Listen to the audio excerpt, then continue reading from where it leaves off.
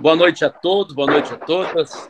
Mais uma quarta-feira que nós vamos falar um assunto importante para todos nós, né? O Júnior vai estar trazendo essas questões importantes referentes às eleições, todo o conhecimento dele. Ele prometeu que vai trazer tudo em doses homeopáticas aí para deixar todos tranquilos quanto à legislação, porque se a gente falar tudo também acaba deixando o pessoal nervoso, né, Júnior? Então, só agradecer novamente a presença de todos. A gente sempre tem um quórum qualificado na quarta-feira. Amanhã teremos outra reunião também, que quem está aqui, se quiser participar, vai ser uma reunião temática falando sobre a questão do idoso, né? Em alusão à semana passada, que foi o dia do idoso, nós vamos fazer amanhã falar. Vai ter uma promotora pública que vai falar sobre as leis, sobre a questão da defesa do idoso. Então, quem puder participar amanhã, porque amanhã é às 8 horas que começa. Então, todos estão convidados também, aqueles que puderem, porque assim nós vamos fechando, né? O Júnior entende isso, o Sete, a Dani. Nós já falamos sobre legislação, nós já falamos sobre a participação da mulher na política, falamos sobre o negro, sobre a questão do racismo. Nós comentamos também sobre questão de mídia, de como está fazendo as coisas. Então, são assuntos importantes e inerentes à eleição. E assim, entendo eu, que nós estamos fazendo com que nossos candidatos saiam das reuniões com mais conhecimento. Todos já sabem, né? Já foi aprovado no Senado, hoje não foi votado na Câmara, porque estavam votando a questão da mudança na Câmara, da pontuação, da questão do Código de Trânsito. Então, hoje não foi votada a questão eleitoral, mas provavelmente vai ser confirmado, porque já existe acordo de líderes. Então, a eleição será no dia 15 de novembro, né? E o segundo turno, para os municípios que tem, vai ser dia 20, não lembro tudo, mas é 29? 29? 29. 28, 29. Então, nós vamos ter um tempo a mais para as eleições, para nos preparar, e nós vamos ter que ser inteligentes, né? Para não saturar também as pessoas. Importante falar que logo que é aprovada a lei publicada, o funcionário público que vai sair com 90 dias, terá que lá diz que quem já saiu, mas aquele que ainda o prazo não venceu, que é o dos 90 dias, vai ter que ficar aí até dia 15 de julho, né? Acho que vai ser 15 de julho. Vai ter um mês a mais, então. Então, vou deixar para o Júnior estar comentando, né? Agosto, então. Hoje eu vou pedir licença para a Dani. Eu vi que a Dariane está ali. A Dariane dá uma palavra em nome das mulheres, depois a Dani conclui a fala dela e daí eu já passo para o Júnior dar início à nossa reunião aí. E não esqueçam amanhã, gente. Amanhã é importante para saber um pouco. Acho que é um assunto importante. Quem vai estar fazendo é o diretório da Fazenda Rio Grande, juntamente com o do Estado.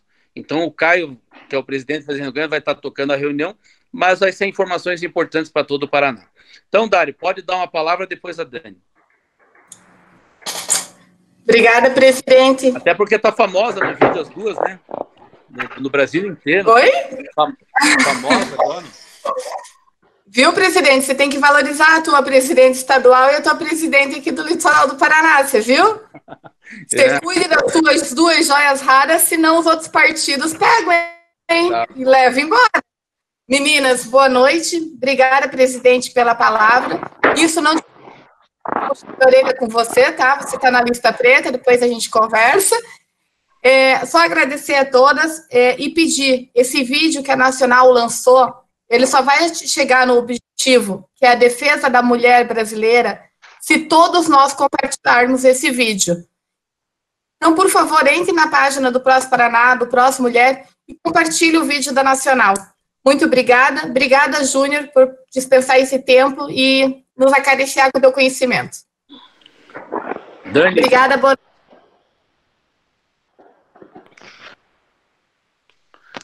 Mas os outros podem pedir à vontade, Darina. Vocês não vão.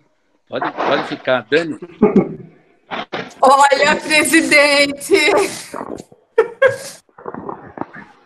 Eu só queria agradecer, então, ao Júnior que se dispôs a né, falar para a gente hoje. Obrigada, Júnior. Agradecendo, né, que você aceitou prontamente o nosso convite. E hoje eu tenho certeza que vai ser mais uma noite de bastante aprendizado. Vamos lá. Com você agora. Comigo? Então tá bom. Boa noite a todos e a todos. Como disse para você, professora Dani, a Josiane, nós vamos fazer uma conversa, um bate-papo, né? E até o que o Alisson disse, de uma forma mais informal do que algo que seja acadêmica, né? Até porque não somos professores, nós estamos aqui a contribuir, já faço parte do PROS há 5 anos, então é um trabalho já nosso aqui de casa, né? Vamos chamar assim.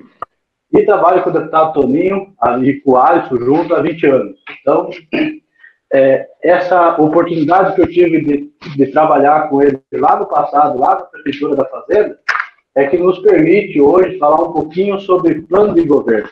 Que na gestão do então prefeito Toninho, o Alisson era vereador, existia a jornada, né, que discutia com a comunidade tudo aquilo que a cidade precisava, né? Precisava e muito, tinha pouco recurso financeiro quando o Toninho foi prefeito, uma cidade com 65 mil habitantes, um orçamento em torno de 14 milhões de reais, e tinha muito para se fazer.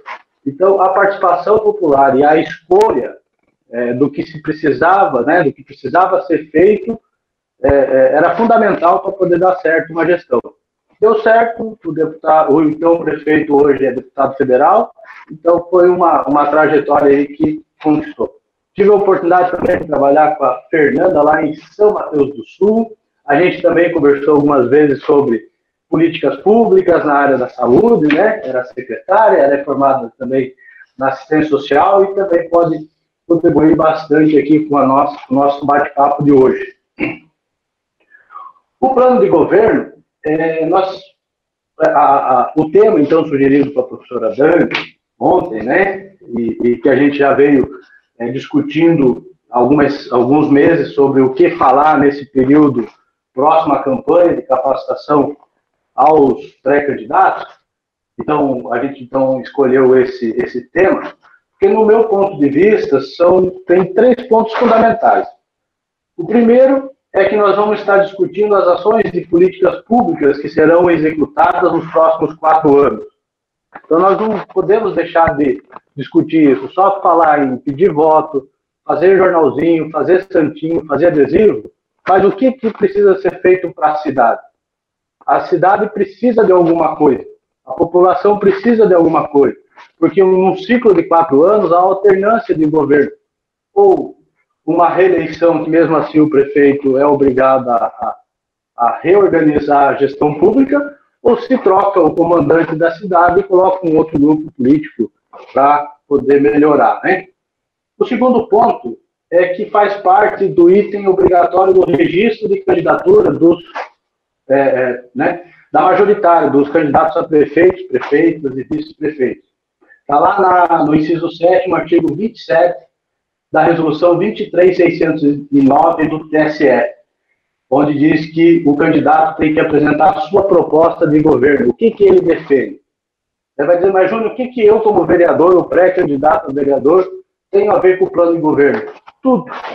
Porque como é que você vai sair na rua defendendo uma candidatura de prefeito do partido ou do grupo coligado, se você não conhece quais são as propostas dele, né? Ah, mas eu tenho a minha bandeira. Tá, mas a tua bandeira é a mesma bandeira do candidato a prefeito que você defende? Então, isso precisa ser discutido, né? E o terceiro ponto é que, uma vez conquistado lá o posto de prefeito e vereador, há necessidade de fazer uma compatibilização do plano de governo com as leis de natureza orçamentária, né? Claro que não tem nenhuma lei federal que obrigue que todas as ações que você lá escreve no plano de governo seja executada quando você está na prefeitura. Mas você terá que prestar conta daqui 4 anos numa próxima campanha. E as pessoas vão perguntar, você já prometeu isso, e por que você fez ou por que você não fez, né? Então, lá na Constituição Federal, no artigo 165, define quais são as leis de natureza orçamentária. É o plano plurianual, que é um plano de investimento elaborado pelo período de 4 anos.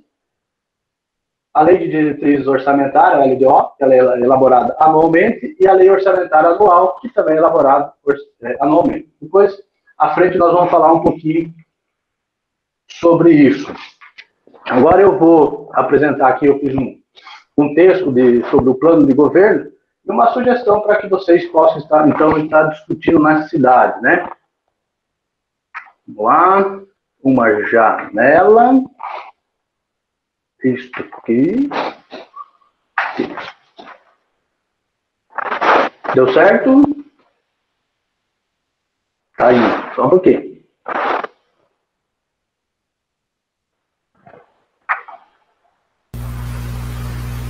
Dani, deu certo, Dani? Aparece? Deu certo. Deu certo. Deu? Então tá bom, vamos lá. Então, o plano de governo. A construção do plano de governo deve ser elaborada com base nas evidências que estão sendo discutidas diariamente pela sociedade em geral. Esses temas devem ser filtrados e transformados em políticas públicas. Então, você como pré-candidato, né, a vereador, a prefeito, a vice, qual que é a necessidade da sociedade? O que o pessoal da tua rua, do teu bairro, da tua comunidade espera do poder público que ainda não aconteceu? Um posto de saúde, uma escola, uma praça, asfalto, iluminação pública, uma roçada, a coleta de lixo, enfim, o que está acontecendo na sua rua, no seu bairro, que deixa a comunidade insatisfeita com o poder público? É isso que você vai estar propondo a mudança e a melhoria quando vai pedir o voto. Então você precisa saber o que a comunidade quer. Você não tem como fazer uma campanha dizendo que vai fazer construção de um aeroporto onde o povo não quer aeroporto, o povo só quer uma praça. Né? Um exemplo assim, bem longe entre as extremidades.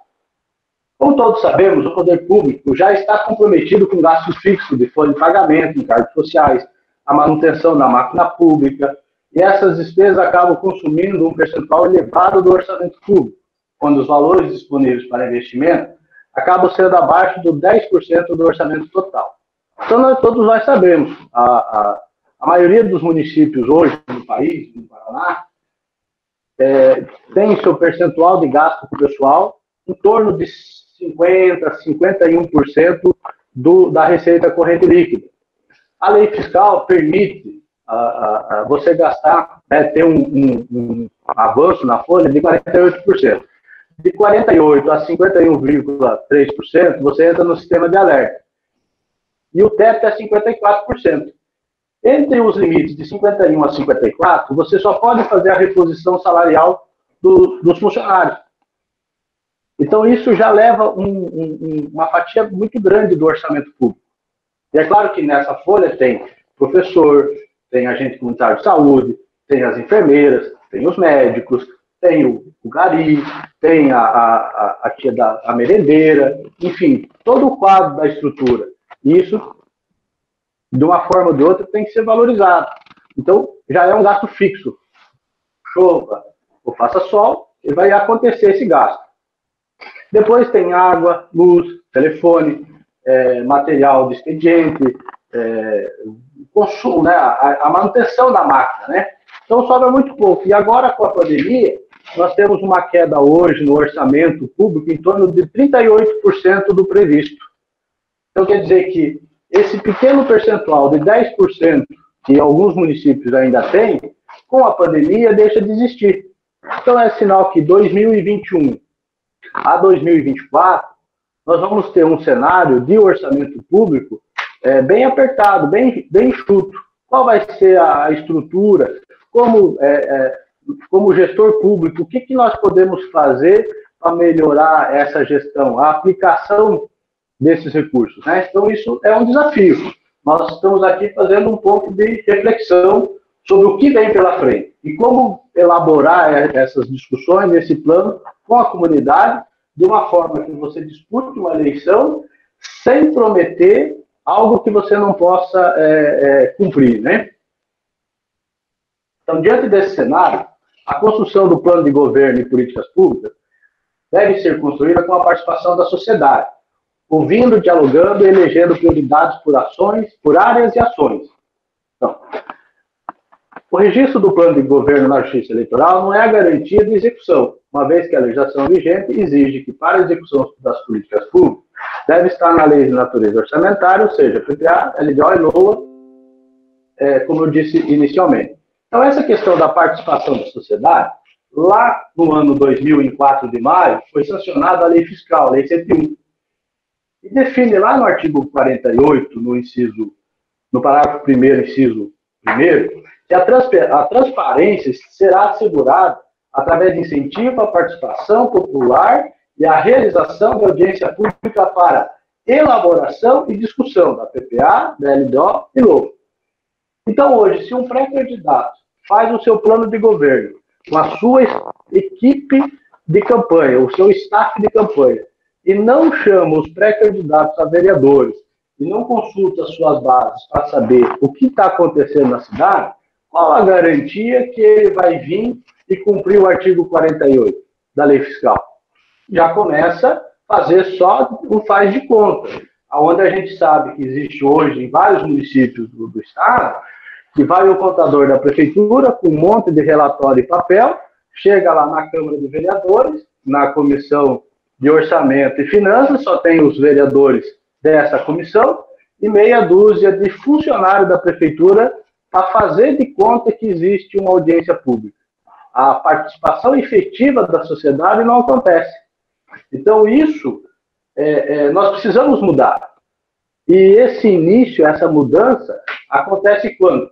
No processo eleitoral, na campanha. Porque agora que as pessoas estão engajadas de se inserir no processo público, no processo eleitoral, é onde você consegue chamar o amigo, o vizinho, o parente, para junto te ajudar a conquistar votos, a fazer uma boa campanha e se eleger. Então é nesse momento que você tem que escutar essas pessoas e trazer eles, explicar que política se faz diariamente.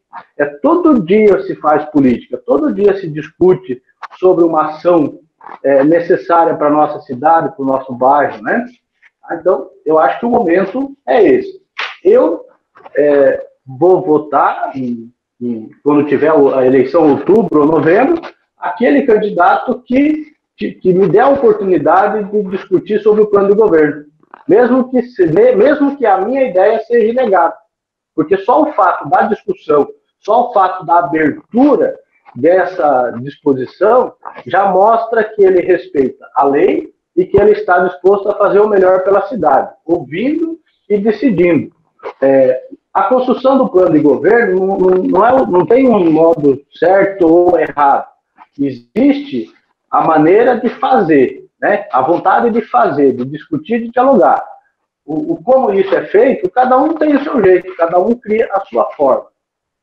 Então, o plano plurianual é elaborado no primeiro ano de governo, ou seja, será discutido com a sociedade no primeiro quadrimestre de 2021, uma vez que deve ser, pela Constituição Federal, entregue no fim do primeiro ano da nova gestão. Então, tudo que a gente estiver falando aqui, discutindo sobre plano de governo, ele só vai poder iniciar a partir de 2022. O prefeito assume a gestão no dia 1º de janeiro de 2021. Mas a vontade dele, o que ele prometeu em campanha, só pode começar a ser executado em 2022. Porque é lá que começa o novo ciclo da PPA. É lá que se pode colocar tudo aquilo que discutiu agora. Tá?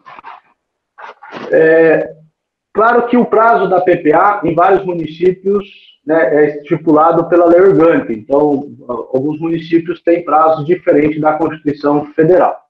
A elaboração da PPA deve considerar as despesas de custeio e investimentos por ano, e deverão ser aprovadas essas ações pela sociedade, através das audiências públicas, antes de ser enviada à Câmara Municipal para apreciação e votação, como eu disse lá que a lei fiscal exige. Mesmo que o prefeito traga ações de seu plano de governo, essas poderão ser mantidas, alteradas ou excluídas, dependendo da necessidade da sociedade no tempo futuro. Quando se discutiu a PPA lá em 2017, 18, 19, 20, 21, isso, em 2017, para uma ação agora em 2020, nunca se imaginava uma pandemia. Então, essa despesa não existe no orçamento, não existia, né, no orçamento nem do governo federal, nem estadual, nem dos municípios. Tanto é que o Congresso, o deputado, né, votou as alterações orçamentárias de inclusão de ações necessárias para atender o país, né, e os municípios, os estados e as despesas que o Ministério da Saúde lá precisa ser executado. Assim também aconteceu nas assembleias e nas câmaras municipais. Tá? Júnior, só um pouquinho o teu áudio. Eu acho que o teu microfone deve estar roçando na tua camisa, o áudio está ficando ruim. Tá ruim? Agora melhorou. Só pensa roçar e... Tá bom. Mudei aqui o esquema do negócio. Então, essa mudança, então lá quando a gente fez a PPA, então, um prefeito hoje que vai disputar uma reeleição, ele vai dizer, ó, eu prometi isso lá no nosso plano de governo, está registrado na Justiça Eleitoral, eu consegui cumprir 70% lá do que está, né, foi proposto. Os outros 30% não aconteceram, por quê? Porque durante as audiências públicas de discussão das leis de natureza orçamentária, a comunidade entendeu que aquilo que estava proposto e era uma necessidade no passado não era mais, porque surgiu outras coisas diferentes. Então, você vai discutindo e vai aperfeiçoando isso durante a sua gestão, né? E a comunidade e o poder público vai junto produzindo isso, né? E escolhendo o que é o melhor para aquele momento, tá? Então, a LDO e a LOA são elaboradas anualmente e fazem estimativas de arrecadação e previsão de despesas para cada ano. Portanto, só é possível executar com a identificação da fonte de recursos que irá garantir aquela despesa. Sem essa previsão e arrecadação, a despesa não será executada. Então, nós não temos, vamos pegar um exemplo do litoral do Paraná. Há necessidade de fazer uma estrada nova no município de Pontal do Paraná, porque aquela estrada que existe hoje, da ligação da Praia do Leste até Pontal do Sul, já não atende mais durante o verão. Só que o município não tem condições de fazer com orçamento próprio, então depende do governo do estado. Então não tem como um candidato a vereador ou a prefeito de Pontal prometer uma estrada nova. O que ele pode prometer e escrever no plano de governo é que, em parceria com o governo do estado, iremos executar audiências públicas para o benefício da cidade e o desenvolvimento da região. Então você vai gerar despesas de audiências públicas na cidade ou na capital, lá na Assembleia, já registrada isso na lei orçamentária, e que dará um suporte para o governo do estado fazer essa nova estrada. Fora isso, não tem mais o que fazer, né? E só pode ser prometido e executado aquilo que se tem recurso financeiro, né? Existe hoje o princípio do equilíbrio fiscal, que você não pode gastar mais do que arrecada. Então, é necessário ter essa noção, porque aqui nós estamos todos nós vamos aqui, né, os nossos pré-candidatos, vão disputar um cargo na majoritária, que vai ter a responsabilidade da execução, e lá na Câmara Municipal, da parte do Legislativo, que é legislar. Então, há necessidade de ter esse conhecimento mínimo do orçamento público, há necessidade de que tenha a noção que só pode prometer aquilo que se pode executar, que tem condições financeiras. Também não estou dizendo que vai fazer assim então não vou prometer nada porque não tem dinheiro para nada. Não. Tem que prometer de fazer uma boa gestão, de fazer uma boa aplicação daquele recurso que existe, né? Ser um bom gestor público hoje é fazer um bom gerenciamento, não é só fazer obra, só fazer isso, aquilo. É um conjunto disso que vai dar certo com a cidade. Tá? Então, é importante vocês terem noção desse conjunto. A forma que vocês têm lá com seus marqueteiros, tem aqui o SET, que entende muito bem de publicidade, de campanha eleitoral. Estou dizendo que vocês têm que mudar o formato e o ritmo, mas é importante que vocês tenham noção do que é o plano de governo e o que vem pela frente com a responsabilidade de ser vereador da cidade e de ser prefeito. Porque senão vai chegar daqui 4 anos e troca tudo. Aquilo que hoje se fala do prefeito que lá está e que não fez isso, quem tem noção do orçamento público consegue apontar as falhas, mas quem não tem vai ficar só no discurso. Tá? Temos uma ferramenta importante chamada audiência pública. Essa ferramenta que permite que as ações aconteçam e o poder público trabalhe com eficiência sem a participação popular. Não é possível cobrar eficiência do poder público. Nesse sentido, a construção ou a identificação das áreas e ações que cada partido defende é fundamental para construir um plano de governo de acordo com a realidade da nossa gente e, principalmente, garantir a participação de todos. Para a construção do plano de governo, vamos deixar uma sugestão de etapas e, no final, deverão ser escolhidas por prioridades um número X de áreas e de ações.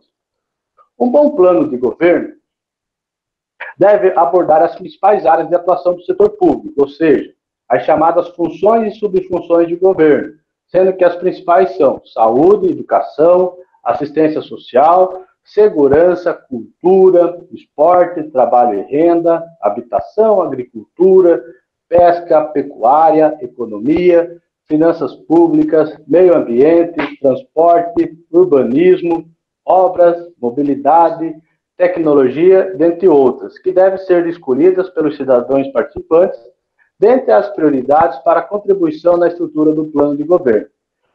Sugere-se que estas etapas sejam analisadas como forma de orientar o trabalho de contribuição. Então, você lá vai identificar o município, né? Qual que é a realidade do município.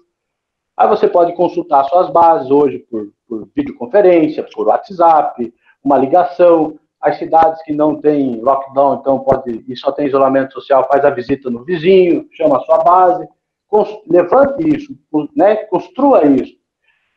Após essas coletas e essas informações, avalie o resultado. Procure separar por áreas o como e quanto custa para executar. Né? Então, avalie o que a sociedade está pedindo e avalie o quanto isso custa. Né?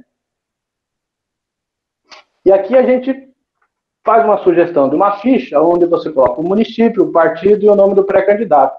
Porque se o partido organizar, e a gente passou isso aqui para alguns municípios, já de antemão que pediram, você escreve do teu jeito lá.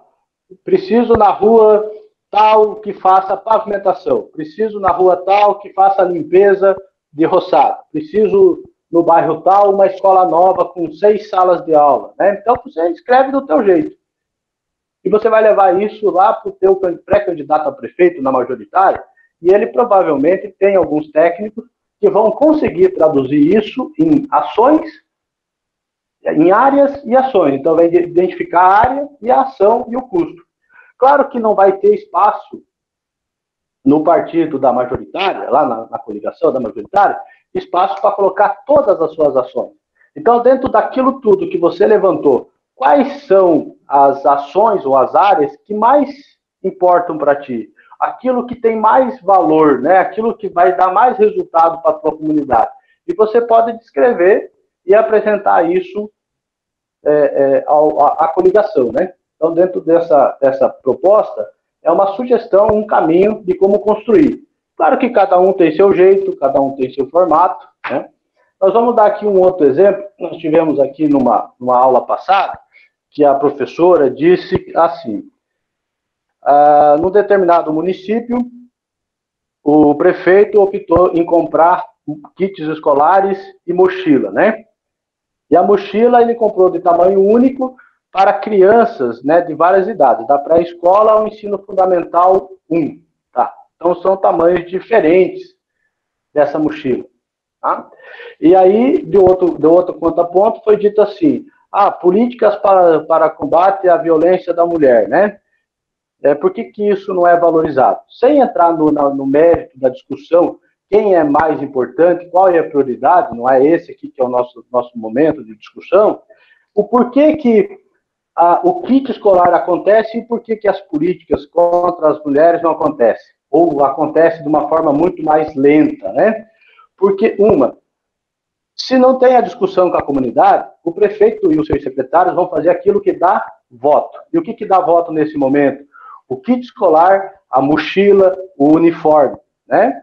Então, se você defende a causa da mulher, você tem que mobilizar a tua base eleitoral, a tua comunidade, e nessas audiências públicas de construção da PPA, da LDO e da LOA, você colocar em votação e conseguir eleger a tua proposta, a tua ação como prioridade.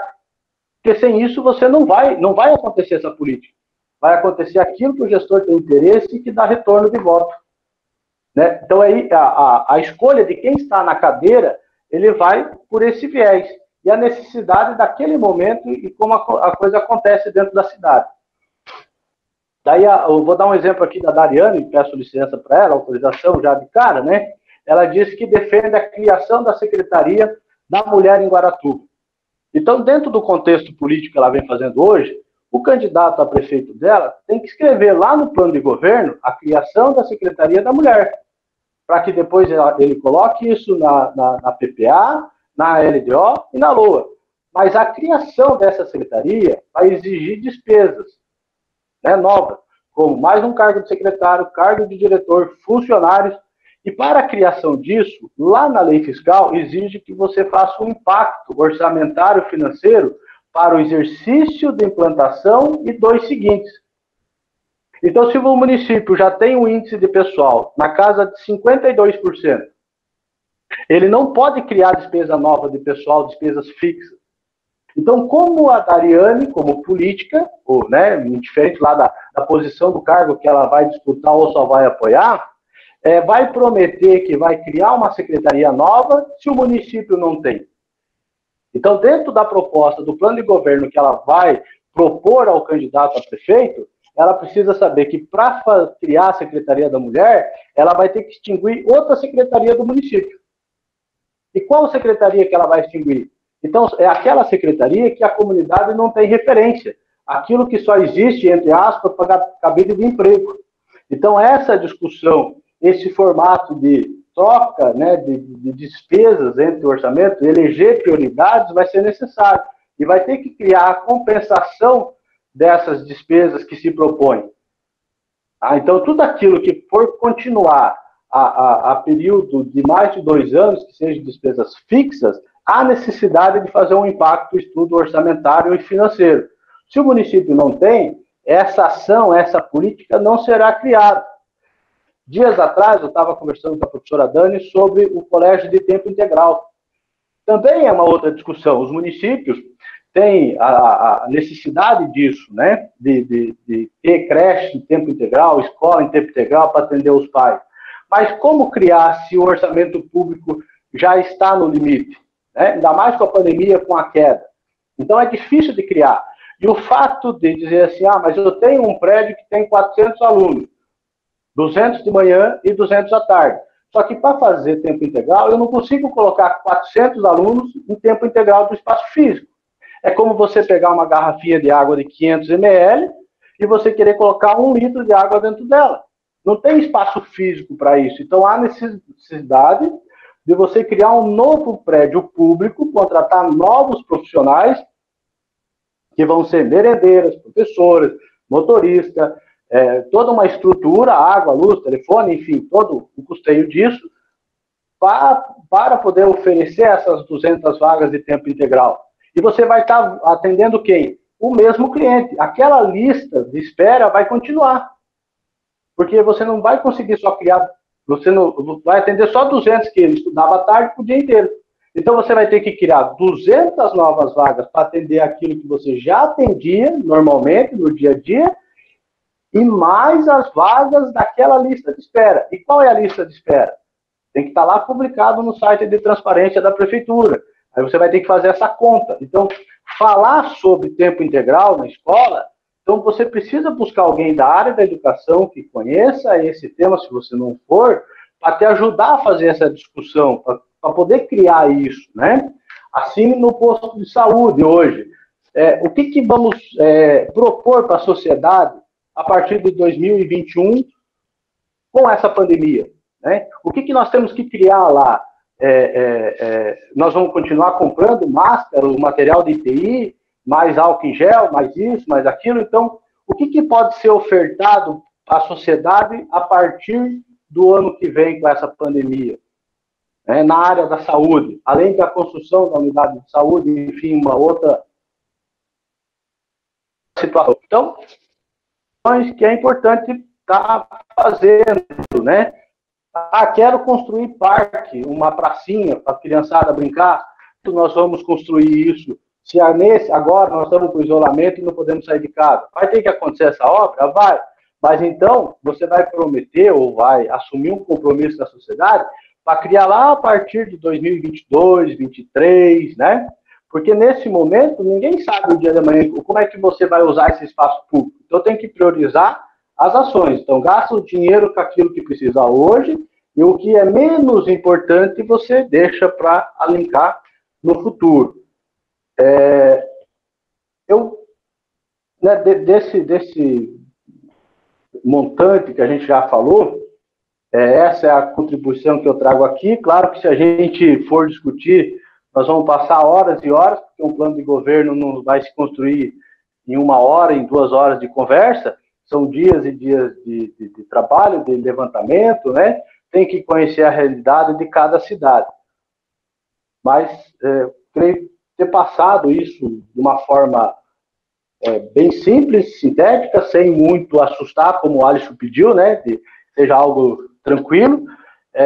Como eu disse lá no começo, eu gostaria que a Josiane falasse um pouquinho sobre a experiência que ela teve lá na fazenda com a construção das jornadas, de ver a participação popular, depois a realização da obra, e a gente, né, entregava a obra, o deputado Toninho, quando prefeito, sempre convidava alguém da sociedade para ir lá receber a chave, se fosse um prédio público, acompanhar a entrega daquele bem, né? Nós temos aqui a Fernanda também, que tem uma grande experiência sobre isso, também pode falar dessa construção. Nós temos o nosso amigo Sidney Bola, que também tem experiência disso, né? De mobilização, de participação popular. Então, eu queria ouvir um pouquinho a Josiane e trazer essa experiência para nós, né? Oi, sim. Então, na administração de Fazenda Rio Grande, a gente organizou a coordenação da construção do município saudável, que era, a gente dividiu o município de Fazenda em região e trabalhava com a comunidade, com associações de moradores, com a igreja, com os segmentos da sociedade, discutia essa construção. Com o recurso que nós tínhamos naquele período que o Júnior passou, que era um recurso pequeno, o que a gente poderia atender a comunidade para conseguir levar quanto mais obras, mais benefícios para aquela região. Isso era discutido com a população, e assim, a gente fazia diversas reuniões, escutando mesmo com aquele recurso o que ele queria fazer, se era a questão da educação, da saúde, e foi muito bacana essa construção, a gente conseguia estar levando mesmo os anseios da comunidade, ouvindo e levando aquelas ações para a comunidade mesmo. Então foi uma questão bem bacana. A força da comunidade na construção da administração, essa parceria, esse governo participativo, junto com o fortalecimento dos conselhos. Então é muito importante na construção do plano de governo escutar, ouvir a comunidade, em todos os segmentos, nos conselhos, através das associações, igreja, conselho escolar, e era esse trabalho que a gente desenvolveu em Fazenda Rio Grande. Acho que foi muito bacana, e conseguimos, assim, alavancar essa participação, essa sinergia, prefeitura e comunidade na construção da cidade que a gente queria. A Fernanda também vai. Oi, Fer. Júnior. Oi. Posso dar um pitaco aqui? Pode, Sérgio. A campanha que eu fiz por Curitiba, nós criamos no plano de governo justamente esse plano participativo, era o Fala Curitiba, né? Onde contemplava todas as regionais, ouvindo a população regionalmente, como falou bem aí a Josiane, lá na Fazenda Rio Grande. Então, dividia os bairros de Curitiba, e todas as regionais faziam reuniões onde as pessoas iam lá discutir justamente o orçamento participativo. E, obviamente, ele não foi eleito na primeira vez, agora ele foi eleito na segunda vez e usou, inclusive, deu continuidade, fala que é justamente essas reuniões em que a administração escuta a população, ouve quais são as necessidades, através, tem o 156 aqui em Curitiba, você pode criar um canal através do WhatsApp, ou mesmo um portal da própria prefeitura, e é uma ferramenta interessante, porque a população se sente prestigiada, e você compartilha essa responsabilidade com a população de escolher as obras. Olha, então, o que é? Coloca em votação. Queremos um posto de saúde. Se deu 90%, a prioridade para o bairro X vai ser o posto de saúde. Obviamente, se a prefeitura tiver os recursos para aplicar. Então, o orçamento participativo é uma ferramenta muito importante. E só para encerrar agora, para os prefeitos, trabalhar 3 temas, 4 no máximo. Hoje, saúde, mais importante, educação, né? E depois a questão da gestão, né? Da transparência. Isso é muito importante, a questão da transparência hoje em relação às redes sociais, a um portal realmente que funcione, colocando todas as despesas lá abertas, todas as licitações, usar a questão aí até do próprio pregão eletrônico, né? Porque se tem muita conversa, lá mesmo na Fazenda Rio Grande, esses dias aí, teve denúncias que foram subfaturados, orçamentos, licitações dirigidas, então é um problema em todo lugar. Vocês viram agora recentemente aí até os hospitais de campanha, respiradores, sempre com problema de licitação. Então coloca tudo na internet, filma tudo, abre essas licitações, e é uma questão da transparência, é muito importante. Então, trabalha lá 3, 4 temas, depois, obviamente, aí a questão de viabilidade econômica do município, geração de empregos, hoje é muito importante, mas como é que a prefeitura vai gerar emprego, né? Com roçadas, com carpidas, com frentes de trabalho, troca emprego por cesta básica, enfim, aí tem que ver essa questão legal, mas a questão do orçamento participativo e essas audiências públicas, né, que seriam para ouvir a população, são muito importantes. Era o que eu tinha que falar. Ótimo. Sérgio, né, essa contribuição foi importante, porque aqui você já me deu uma ideia aqui rapidamente, né, te ouvindo, aonde a gente pode deixar, então, uma provocação das pessoas criarem 4, 5 eixos no seu plano de governo. O que, né, são os eixos? Os eixos vão trabalhar o tema macro da coisa, né? Então, vamos dizer lá, eu vou criar um eixo chamado cuidar das pessoas. Então, cuidar das pessoas, eu vou tratar da educação, da saúde, do social, né? Eu vou ter um outro tema chamado cuidar da cidade. O que eu vou fazer no cuidar da cidade, né? Aqui eu vou fazer a limpeza, a roçada, a coleta lá do lixo, fazer a pavimentação, a iluminação pública, enfim, essa estrutura da cidade, a infraestrutura da cidade, eu faço no eixo cidade. O eixo gestão, né? Então é a gestão pública, onde eu trago então, o orçamento da cidade, a questão da folha de pagamento, lá, porque vai abrir esse diálogo com o sindicato lá do município, vai falar sobre o avanço funcional, vai falar do processo da transparência, da participação popular, da relação com o poder legislativo, né? Então está aqui no eixo gestão. E para aquelas cidades que podem ter lá uma oportunidade de gerar emprego e renda, então nós vamos lá no eixo do desenvolvimento, né? Onde você vai trazer o investimento macro, a coisa grande, né? E no litoral, em alguns municípios que têm já por natureza o turismo, né, na sua raiz, nós podemos então ter o eixo do turismo, a preservação ambiental, a política socioambiental. Então, aqui você falando ali, eu rapidamente já pensei em como sugerir a nossos amigos isso que você disse para escrever no plano de governo. Então, o meu plano de governo vai ter 5 eixos. E aqui você pode trabalhar e apresentar para a sociedade. Nessa fase, nós não precisamos apresentar valores. Quando eu disse valores lá, é para que você, no teu íntimo, no teu, né, aquilo que eu ter noção do que o município pode fazer e como falar. Mas você não precisa apresentar no plano de governo e você também não precisa dialogar com os demais. Você vai nas reuniões internas do partido e com a equipe que está desenvolvendo o plano e que vai apresentar depois para a sociedade e com o pessoal de marketing que vai ajudar a você a elaborar o plano de como você vai fazer essa comunicação com o teu eleitor, né?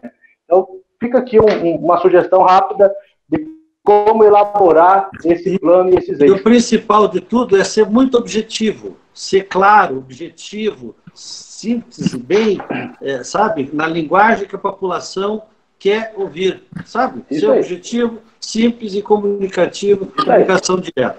Acho que esse é o grande segredo da eleição hoje, e ser transparente com toda a população. Não prometer mais do que você pode.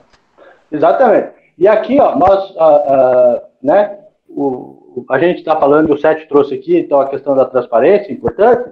É claro que, volta a frisar lá, um candidato a prefeito que participa com os seus na discussão do plano de governo, com certeza, os compromissos que ele está tendo com você agora como pré-candidato a vereador, esses compromissos serão cumpridos. Agora, o candidato que não discute, que não debate, que não aceita agora neste período, que é uma informalidade de você fazer esses debates, como é que vai debater no futuro? Né? Então, fica aí uma provocação e uma reflexão, né, à frente. Eu queria ouvir um pouquinho a Fernanda, que eu creio que ela também pode nos contribuir muito com a experiência que ela tem, né, como gestora pública. Ô, Júnior, você me permite só uma colocação antes da outra companheira falar ali? Sim, Renato. Então, eu acho que precisa, os vereadores, eles têm que, digamos, trabalhar muito sobre o papel do vereador na condução e votação das leis orçamentárias municipal. Ele tem que seguir, por exemplo, uns 3, na minha opinião, assim, né, 3 critérios bem, trabalhar em conjunto, por exemplo, a dimensão jurídica, a dimensão econômica, né, e a dimensão política. Trabalhar com esses três fatores juntos, porque às vezes há muita divergência. Eu participo muito das reuniões da Câmara, e eu vejo, às vezes, quando o vereador ele é inexperiente, não conhece as leis orgânicas municipais, não se integra muito nesse lado, então gera bastante complexidade para eles poderem entender. Então, é essa colocação que eu queria colocar, né, na sequência, nas orientações do vereador, ele está bastante atento quanto às leis orgânicas municipais para ele poder estar confiscando esse lado aí, né? É isso que eu gostaria de Importante, Renato, porque essa é uma preocupação que o Ares, como presidente do partido, né, e o deputado também o Toninho, traz, porque é a formação, é o partido que traz, então, aos seus pré-candidatos, aos seus filiados, essa formação, que faz essa provocação de conhecer as leis, de debater sobre né, o que pode, o que não pode, qual a posição do vereador lá na Câmara. Então, lá no artigo 74 da Constituição, diz que o papel do vereador é avaliar, fiscalizar e fazer a avaliação dos resultados, né, das ações de governo. Então, isso já está lá na Constituição desde 88, né? Então, esse é o papel. Agora, isso também ocorre porque nós temos um sistema presidencialista e que tem que construir uma base por coalizão. Porque no momento que o eleitor vota na majoritária para o prefeito do partido A e vota para um vereador do partido B que não tem a mesma coligação, a mesma chapa, lá na frente, esse prefeito, da escolha da população, vai ter que fazer a coalizão de governo, porque senão ele não consegue administrar. E aí, se lá quem se elegeu não tem experiência, o sistema acaba engolindo ele e vai tocando a vida do jeito que pode, né? Então, nós também, o sistema nosso hoje do país também tem uma falha, porque nós temos um sistema presidencialista com uma Constituição escrita de forma parlamentarista e você tem que fazer uma coalizão. E aí é isso que a gente enxerga na televisão, sem entrar nesse método de discussão aqui, que pode ser isso objeto de outro tema. Mas vamos passar lá para a Fernanda falar um pouquinho, porque eu tenho certeza que ela pode poder dormir. Obrigado, Renato. Olá, boa noite a todos, todas. Então, assim, né, Júnior, eu acredito e sempre defendo um processo participativo, descentralizado, né, das políticas públicas, dos processos de decisões. Acredito também que nós, como políticos e gestores, devemos conhecer os nossos territórios, ter esse diagnóstico dos territórios que envolvem a nossa comunidade, tanto na área urbana como rural, né? São Mateus do Sul, especificamente, é um município aí extremamente rural, né? Temos que construir essas políticas públicas baseadas, né, na comunidade, nas ações, os conselhos de direitos, né? Nós não podemos esquecer da importância dos conselhos de direito. E esses instrumentos de gestões aí se tornam muito, quando são gestões muito centralizadoras, muito copia e cola, né? E não são discutidos esses instrumentos com a comunidade efetivamente, que convive ou com os técnicos ou os profissionais. Então, gira mais em torno de interesses de um grupo. Falhou. Fernanda sumiu. Opa. Eu acho que esse é um grande desafio de nós demonstrar essa importância. Eu vejo que o PROS caminha, né, nesse mesmo sentido, de a gente reconhecer a participação da comunidade no processo de planejamento, de execução e de avaliação do processo, né? De extrema importância a participação dos vereadores e de toda a base, né, de governo, que as pessoas tenham esse espaço de participação dentro do projeto político, não só de construção, mas como também né, na hora de execução. Também levanto assim, algumas bandeiras importantes, né? Também a questão de proteção e defesa dos direitos, porque nós não temos como falar de políticas públicas se nós não falar de proteção e defesa de direitos. A questão da agricultura familiar, em alguns municípios, né, e da nossa região, acho que é extremamente importante, principalmente a participação da mulher, a questão da agroecologia, questões específicas relacionadas a trabalho, emprego e renda, que depois de toda essa situação, como a gente vai conseguir resgatar, fomentar e a própria questão orçamentária melhorar nos municípios, né, com relação a isso. Enfim, a bandeira da mulher como um todo, né, para nós mulheres aí, para o PROS, né, principalmente que defende, que é um partido que realmente faz a diferença, legitima a participação da mulher na política, e eu acho que a gente precisa muito disso, realmente. Nós temos que ter como bandeira aí a inclusão e a participação da mulher nesses espaços de decisão também. Legal. Seria isso. Gostei, obrigado pela ajuda e pelo compartilhamento do seu conhecimento. Creio que foi de grande valia para todo o grupo, né? A professora Dani aqui me fala que a Angélica queria falar, também sei que o Sidney Bola quer falar, a Simone, né? Então, professora, organiza ali quem que é a sequência de falar e vamos trocando as ideias aqui. Eu acho que as pessoas podem ir abrindo o seu microfone, né? A Angélica e a Simone, depois o Bola, a Eva também tinha feito uma pergunta ali. Agora vamos abrir, pessoal, o microfone e fazer a pergunta.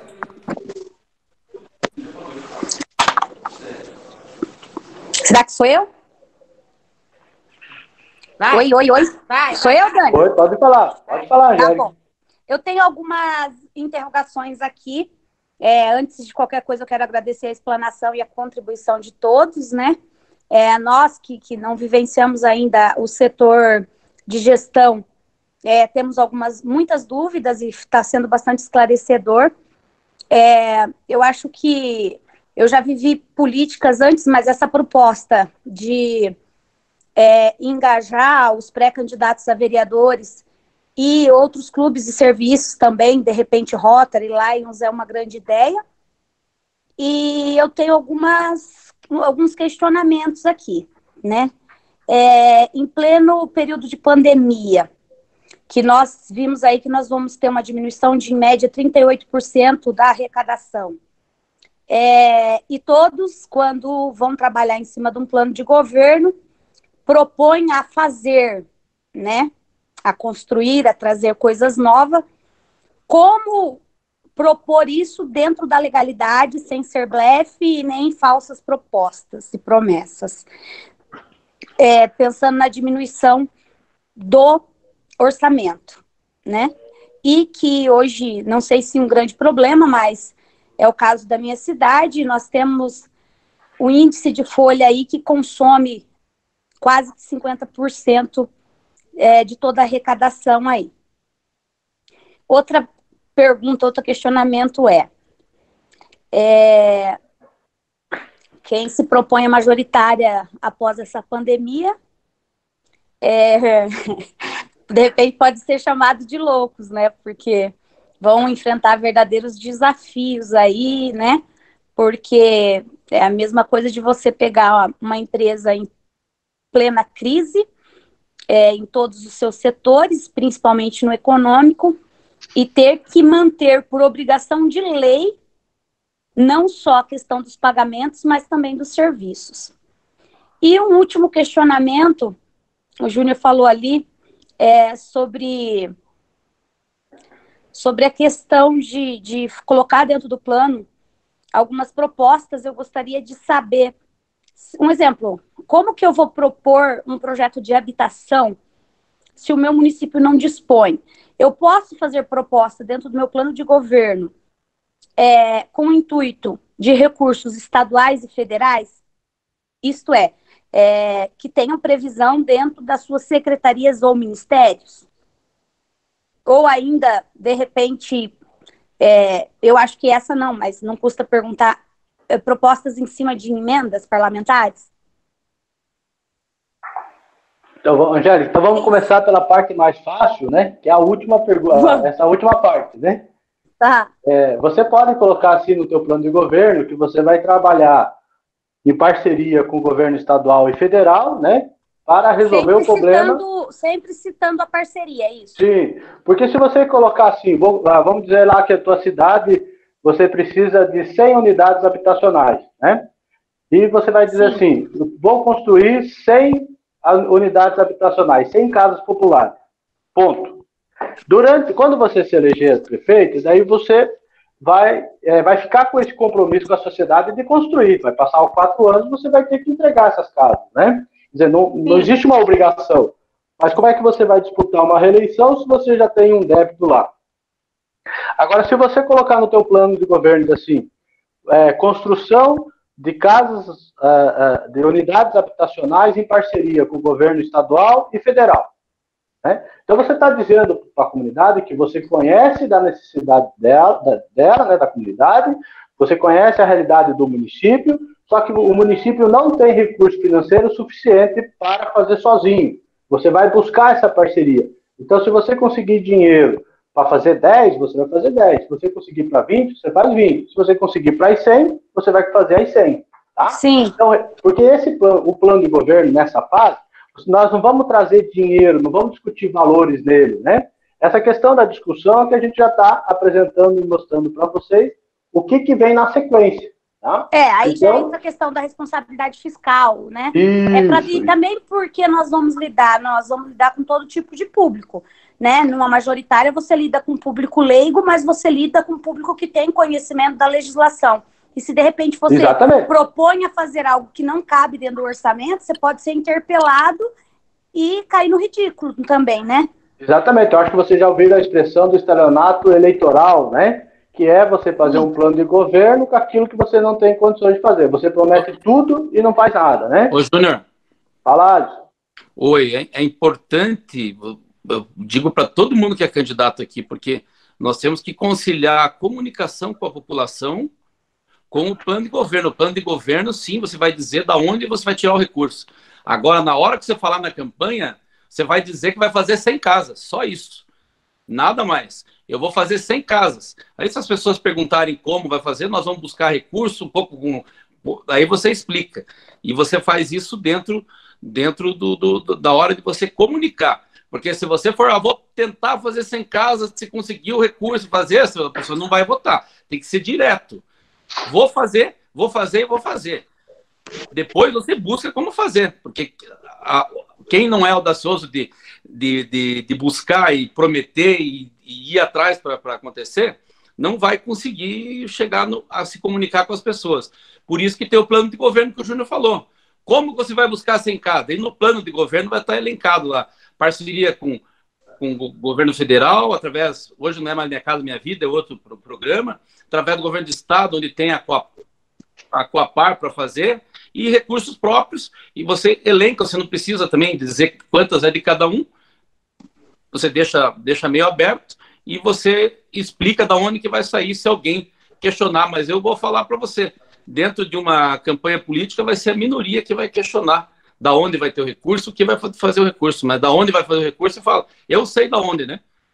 Se a oposição disser, você não vai conseguir, fala, você não consegue, eu consigo, eu vou atrás e vai ter as casas. Eu tenho então, Toninho Vange, eles não têm, esqueceu? É verdade.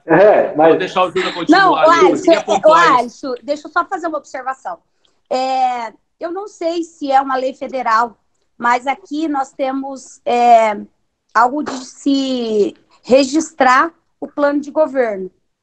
Não, isso está na lei eleitoral. Então a gente pergunta isso porque é claro que você não vai levar a dúvida para a população de onde você vai tirar o dinheiro, mas a gente precisa colocar no papel isso.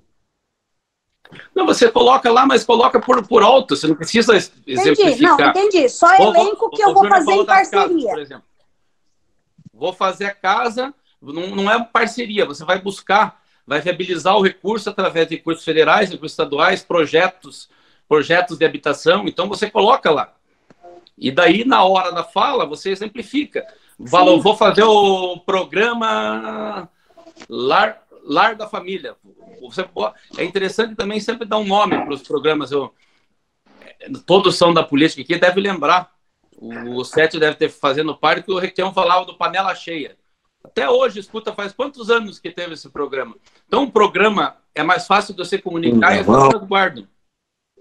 É isso, né? Trocava milho por produto equivalente. Era o Panela Cheia, você trocava produtos equivalentes em dinheiro. Depois teve o Fundo do Aval, Trator Solidário, Leite das Crianças, são programas.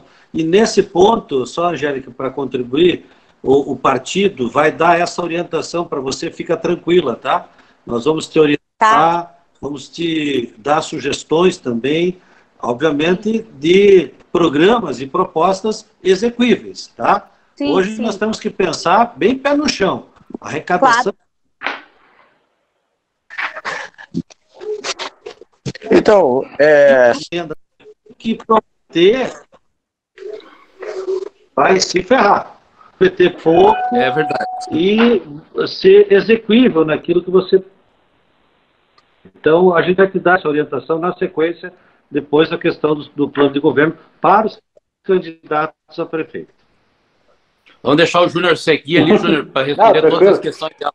Claro, por isso que eu falei lá no começo, né, no meio da nossa fala, a gente comentou sobre a equipe que está escrevendo esse plano de governo e a comunicação que eu usei o exemplo do Sete lá, que vai transcrever, né?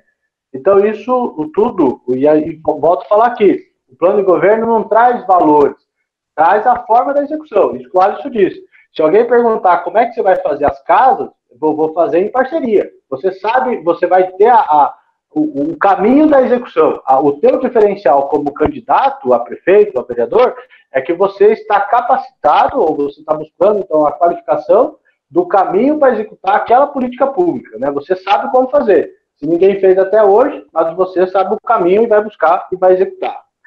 A parte da questão da pandemia, que essa outra questão, eu venho falando para os prefeitos, que são meus amigos, né, que o que tem que assumir o compromisso com a cidade é assim: se tudo voltar ao normal, nós vamos criar políticas públicas eficientes e fazer aquilo que a cidade precisa. Se não tem isso, né, nós vamos fazer o que é possível, né, nós vamos cuidar das pessoas e vamos cuidar da cidade. Então, o teu plano de governo, procure desenvolver ele de uma forma e que traga esses aspectos, cuidar das pessoas e cuidar da cidade. Comentei hoje com o prefeito, o que vai fazer para a saúde o ano que vem, né? Ele é pré-candidato à reeleição. Aí eu falei para ele, você vai cuidar da vida das pessoas. A saúde, nós vamos aqui fazer as ações básicas que o Ministério lá já orienta, fazendo as ações, né, da atenção básica de saúde, atendendo com qualidade, fazendo capacitação dos servidores municipais, comprando os remédios básicos por dia a dia, não deixando faltar. Tem algumas situações específicas que a cidade você precisa levantar, se tem muito idoso e tem problema de pressão alta, se você precisa, às vezes, de um médico ortopedista, então procurar isso, fazer um convênio com o hospital regional, uma clínica particular, uma licitação, e cuidar das pessoas. Nós vamos cuidar das pessoas. Você elenca no plano de governo aquilo que tem dificuldades, e aí essa dúvida, se tem dinheiro ou não tem, você pode colocar, vou fazer um programa de 100 quilômetros de asfalto em parceria município, estado e união, recursos do município, estado e união. Está resolvida a forma do financiamento e indicação. A quantidade que você precisa fazer talvez seja aquela necessidade, como o Alisson disse, 100 unidades de casa. Então você vai dizer que vai fazer em parceria. Se não tem o recurso, você vai fazer só na sua limitação, né? Então tem que ser mais ou menos nesse formato. A questão do que você falou é uma coisa nova para todo mundo. E é a realidade de cada município que vai conseguir transcrever em palavras para o plano de governo. E sem essa vivência do dia a dia, fica difícil, né? Então, alguns municípios a gente conhece, e é nesse formato que nós estamos fazendo. Descrições de ações que cuidem da cidade e cuidem das pessoas. Tá? Você fez mais o segundo ponto, Angélica, que eu não escutei direito o que você tinha. Não sei se dentro do contexto ficou respondido também. Júnior, ficou sim. Na verdade, eu falei, a observação foi exatamente essa. A primeira a respeito de se eu precisava apresentar a especificação de fonte, de recurso, de parceria via Estado ou via federal, foi muito bem respondido, a contribuição do Alisson foi muito boa também. E a segunda você acabou respondendo no adendo aí, quando você diz que nós temos que elencar, porque eu falei que é um desafio para loucos hoje se propor a ser gestores nos próximos anos, né? Mas nos piores momentos que nós conhecemos os grandes líderes também, né? Aqueles que derem conta de superar, mesmo diante da realidade, de manter. Então, acho que essa frase que você usou, essas duas frases, eu acho que realmente elas são bastante enigmáticas e bastante construtiva. Cuidar de pessoas e cuidar da cidade, automaticamente é a resposta que nós temos para desenvolver aí em cima disso projetos e planos ou colocar em ação. Um exemplo que você citou dentro da área da saúde mesmo, existem muitos projetos, hiperdia e assim por diante, que muitos municípios não funcionam. Então, eu acho que é mais ou menos isso. Então, muito obrigado pela contribuição. Tá joia, que bom. Vamos lá. Tem mais? Bola. A Simone queria falar, Júnior. Simone. Depois o Bola. Tá.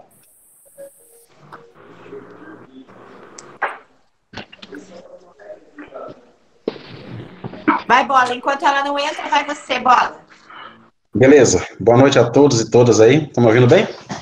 Sim. Primeiro, parabenizar o Júnior aí por nos brilhantar com o conhecimento que ele tem aí, isso é muito bom.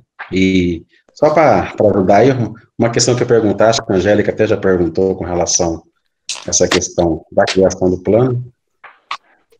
E eu queria contribuir no seguinte, que eu acho que é interessante nos planos de governo também, o pessoal se atentar para questões regionais e para grupos na cidade também, né? Pega, por exemplo, Arapongas, voltando aí, tem um setor moveleiro lá, né? A Angélica sabe lá que é muito grande. Então, é interessante falar também para esse setor. E cada cidade vai ter suas especificidades do que ele tem de importante lá também. Então, é importante o candidato a prefeito e a vereador se atentar para isso, né? O Sérgio falava no início com relação à saúde, educação, que já é básico, né? Cito também segurança, né? Segurança é um tema que sempre vai estar na ordem do dia aí. E como eu falei, falar para alguns setores, né? Como não dizer para a população negra, por exemplo. No Paraná, os negros são 32%. Então, veja na sua cidade também, qual é o tamanho dessa população.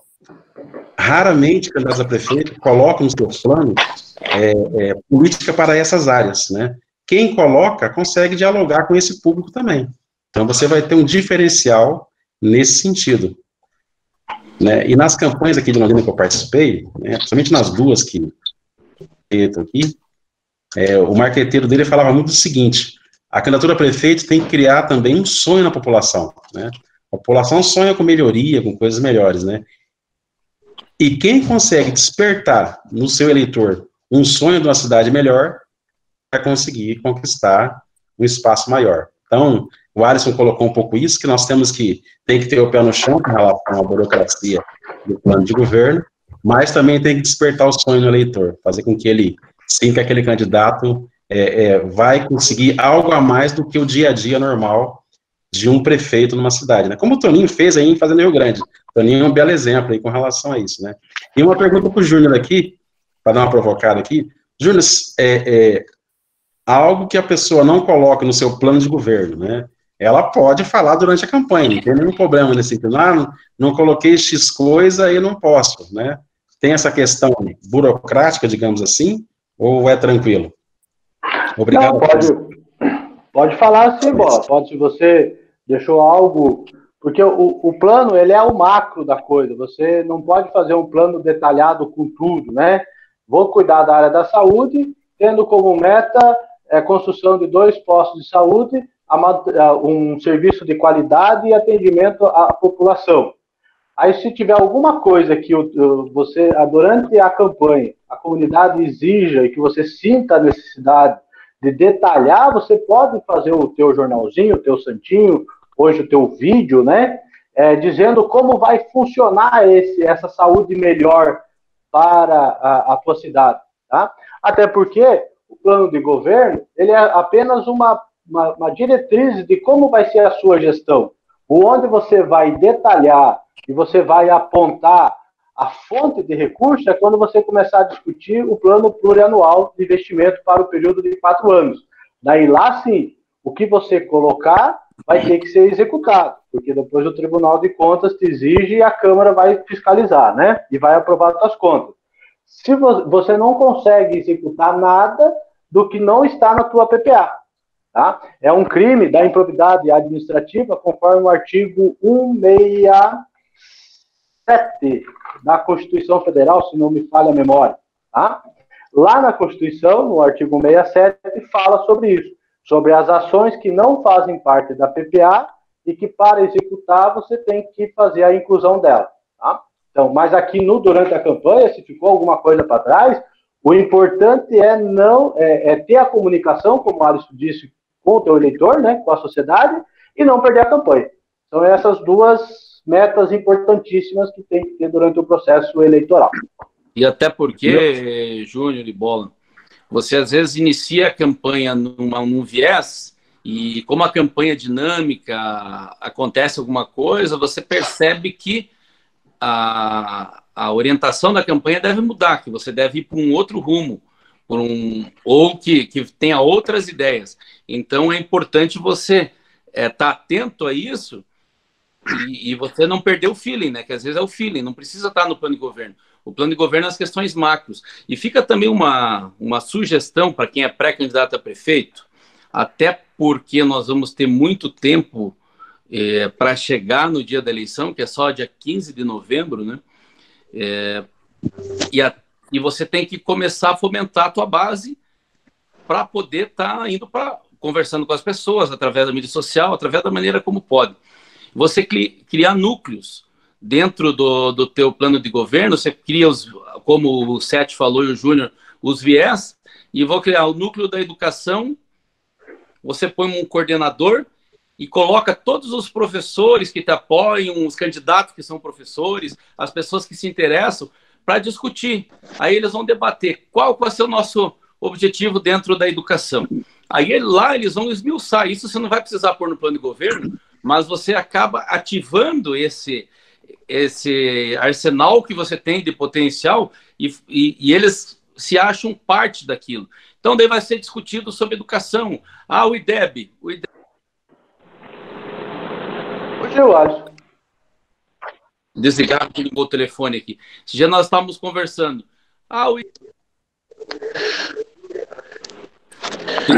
Se tiver uma aprovação compulsória, o IDEB vai ser alto. Isso vale a pena? Não vale?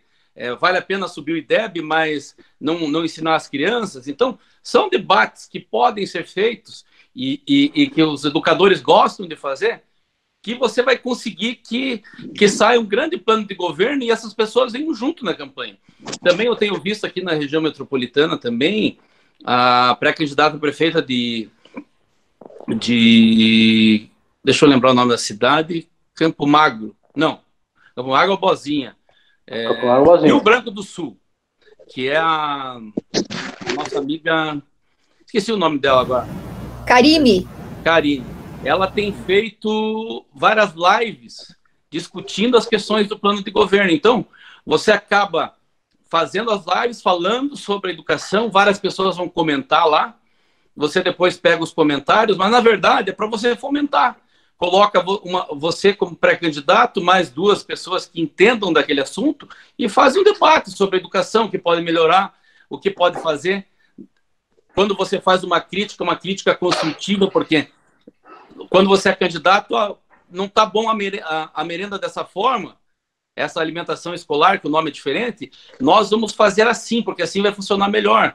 Terceirizar. Então, tudo isso vai ser debatido de um certo ponto para que teu nome tenha notoriedade. Mas o plano de governo, como há tempo para construir, é importante que ocorra essa participação. Essa participação, principalmente com os teus núcleos.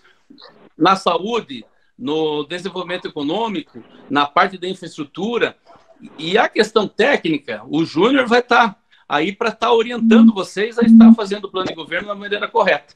Então, não queria atravessar aqui, eu só queria fazer um complemento do assunto, porque eu acho importante para os pré-candidatos a prefeito poderem estar usando isso. E até porque você pode fomentar os teus pré-candidatos a vereadores a estar indo para a rua de uma forma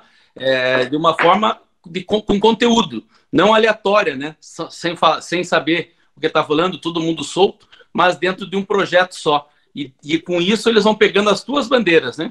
Que durante a campanha você vai ver, eu já fui candidato a prefeito, daqui a pouco, conforme vai indo, os vereadores vão escutando o teu discurso e já vão moldando deles. Aí você, durante a reunião, daqui a pouco você fica até sem o que falar, porque ele acaba falando o que você iria falar, porque eles acabam encampando isso.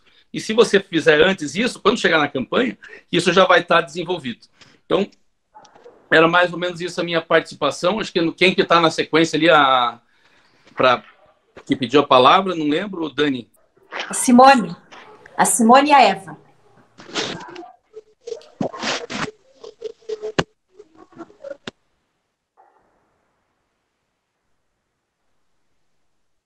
Simone, só liberar o seu microfone, Simone.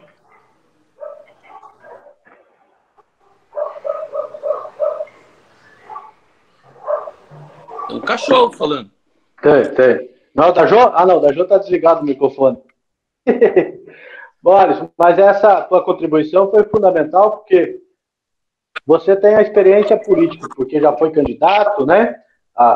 Já foi deputado, já foi candidato a prefeito, também a deputado. E a experiência política do processo, e quem tem esse contato com o povo, que pede o voto, que recebe esse contato direto, essa necessidade, é que consegue fazer essa transferência de conhecimento e de informação e que pode ajudar. E aí você também conhece o lado técnico, como advogado que consegue fazer esse meio de campo entre aquilo que nós fazemos a parte burocrática, e agora que eu estou buscando mais esse conhecimento de tentar traduzir do técnico para o político, né, com a sua ajuda, com o seu conhecimento, para que a gente consiga traduzir de uma forma mais simples, mais direta, né, e com o objetivo de contribuir ao conhecimento de todos. Porque se aqui a gente só fizesse uma palestra técnica, com certeza muitos iriam desistir, né, ou ficar assustados.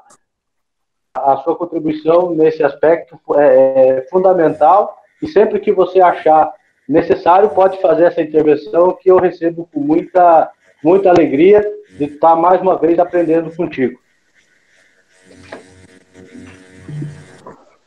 Eva, quer falar aí? Boa noite a todos, estão me ouvindo?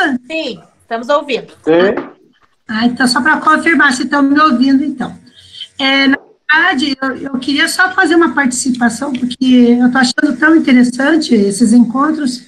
Eu acho que o trabalho do Tigo Kuzma e todo o grupo que trabalha com ele, eu queria parabenizar o trabalho de vocês, porque eu acho que nós precisamos encarar o processo das eleições com uma nova visão, né, na minha opinião, uma visão voltada às mudanças mesmo, porque eu penso que o novo político, ele precisa conhecer as leis, sem ser advogado, né, mesmo não sendo advogado, até perguntei aí por bibliografia, porque tem muitas leis que nós não conhecemos, então nós corremos o risco de tomar decisões erradas por desconhecimento legal das coisas.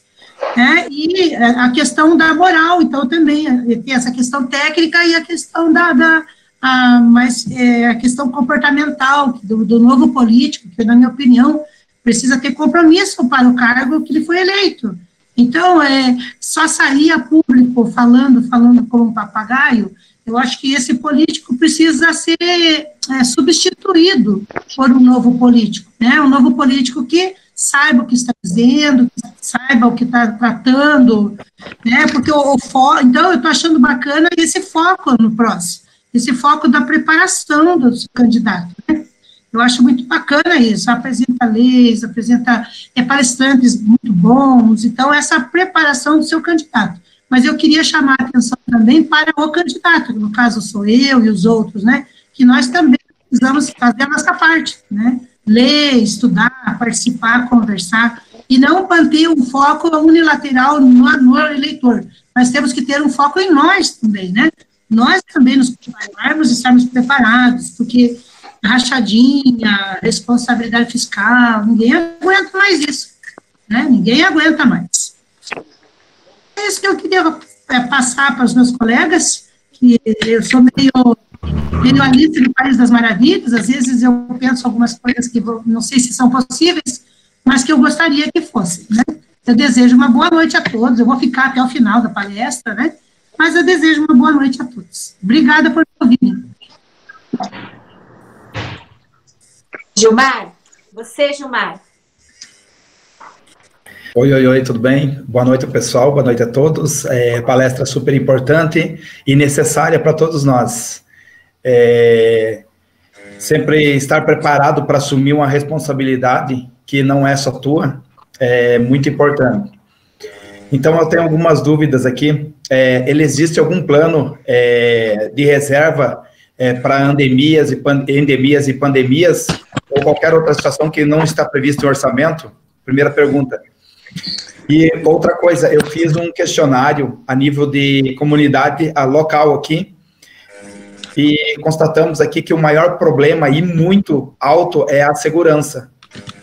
Então, não citaram a educação, não citaram saúde, ou qualquer outra situação, foi mais a segurança. Com relação à segurança, um vereador tem tem alguma proposta que seja parta só dele, para que envolva só ele, para ter essa atuação a nível de prefeitura, né? E acho importante essas pesquisas, porque a gente vai descobrindo o que a comunidade local quer, e aí a gente consegue fazer nossas propostas de trabalho. Não sei se eu fui bem claro nas perguntas aí.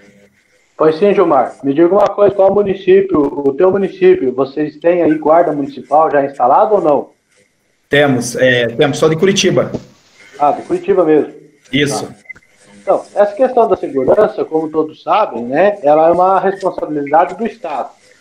O Estado, o governo estadual e o governo federal, dependendo da competência, né? Nós temos a Polícia Civil e Militar, que é o responsável. Como o município de Curitiba e outros médios municípios do Estado também tem, eu penso eu que essa política, ela tem que ser criada o quê? Uma central única das 3 polícias, a Guarda Municipal, Polícia Civil e Polícia Militar, onde você vai ter um ponto único de monitoramento, de atendimento dessa central, e dentro de uma proposta, em parceria do município com o governo estadual, criar aquelas unidades de bairro, né? Alguns governos passados, e a gente vai falar aqui do Requião, não porque o 7 está aqui, mas é o que eu me lembro, né, quando mais novo, existiam esses módulos policiais de bairro. Não esse módulo eletrônico que tem uma câmera que fica olhando, porque o bandido vai roubar e vai sair correndo e não tem ninguém para fazer aquele combate no primeiro momento. Então, essas ações de segurança, ela está muito ligada à capacidade orçamentária que o município tem, porque ela, por natureza, não é uma responsabilidade do município.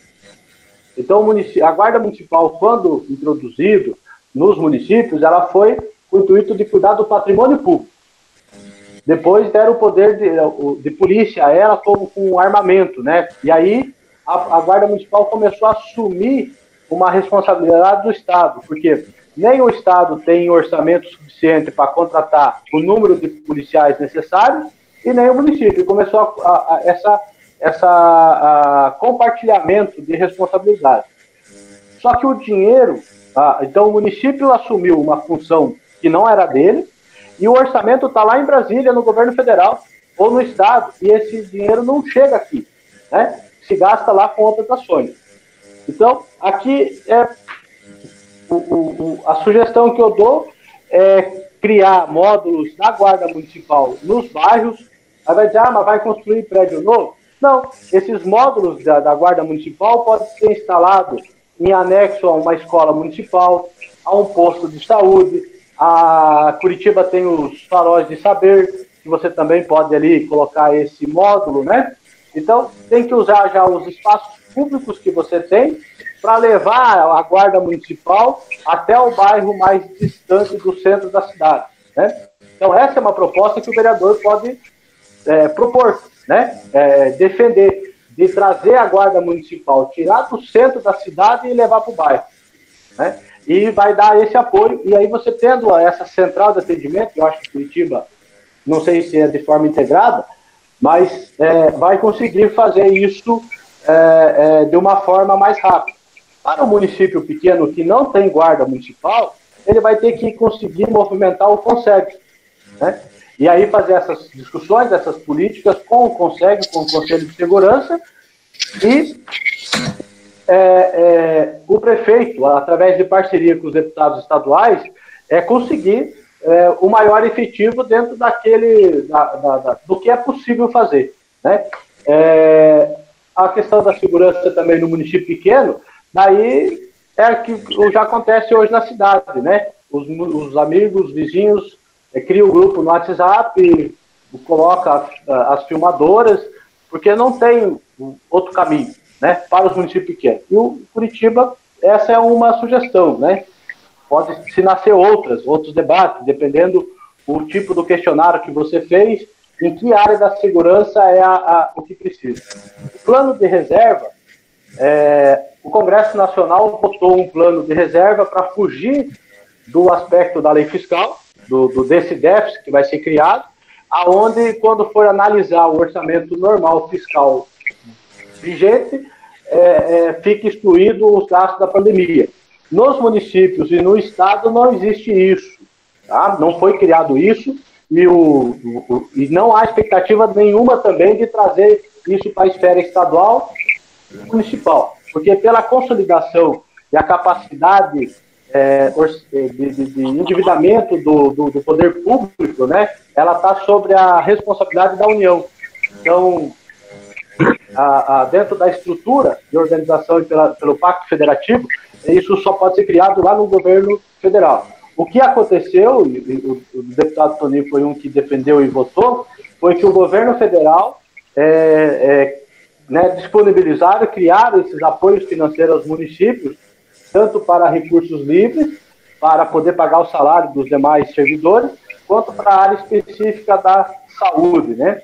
E aí, quando o município recebeu esse dinheiro, por determinação legal da Constituição, foi necessário cada município fazer uma proposta de lei para a Câmara Municipal, incluindo uma ação na PPA para o exercício 2020, na LDO e na lei orçamentária, criando a ação do Covid-19 e dentro daquele montante destinado ao município, o prefeito criou a dotação orçamentária. Alguns prefeitos usaram a reserva de contingência, que é 1% da receita corrente líquida, também para compor esse orçamento da saúde nesse combate, tá? Então, acho que é mais ou menos essa posição, esse esclarecimento, né? E só complementando, Júnior,